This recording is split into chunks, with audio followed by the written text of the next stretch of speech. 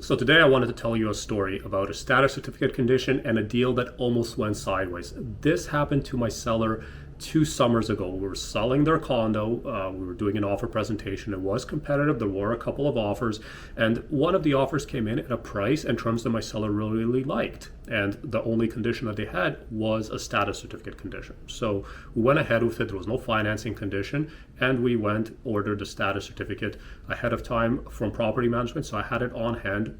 Right after the deposit was made, I sent the status certificate over, and the conditional time was now ticking. They had 2 days to have it reviewed by the seller's lawyer. And on the last day, I reached out to the real estate agent just to get some feedback. And they said that the status certificate was in good standing. There was no issues, and they will be waiving the condition that very same day, which they did. Now, let's take it forward 45 days towards closing. And now the buyers are finding themselves in a situation where they're not able to close. The lender is not approving financing at the same ratio that they thought that they would be.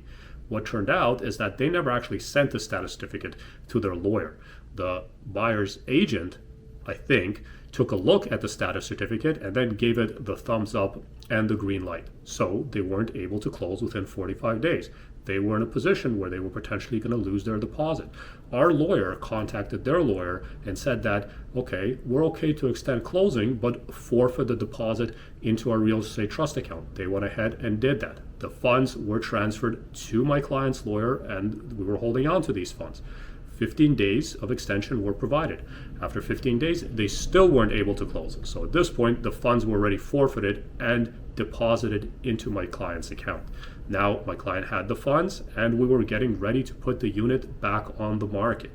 We were on the market for about a week, and I wasn't getting much traction or communication from the other realtor. I reached out to her several times and said, like, maybe your clients can get their stuff together here because we're about to relist. We're going to sell it again, and your clients are still obligated to close on the original purchase. So they can potentially be liable on the difference between what they bought it for, what we sold it for, if that deposit is not sufficient to cover it.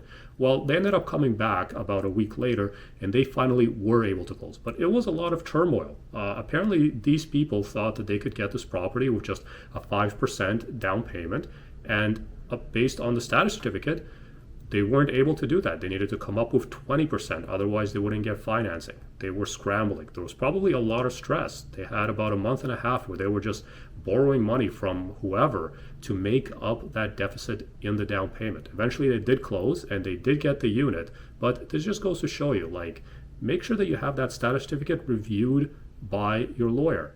Make sure that you also potentially send a copy of it to your mortgage broker, because really the lender is not just approving you as a buyer.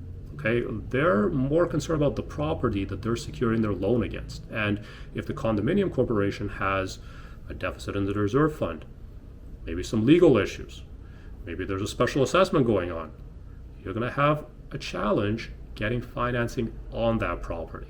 My name is Alex Schwanetsky of Toronto Realtor of Remax Condos Plus. This was another episode of Your Toronto Condos, Story Time with Alex. I hope you found this to be informative and practical, showing you how things really work and what can happen in a real estate transaction if you're not working with somebody who is, I guess, a professional. I don't know how else to say that, but this could have all easily been avoided.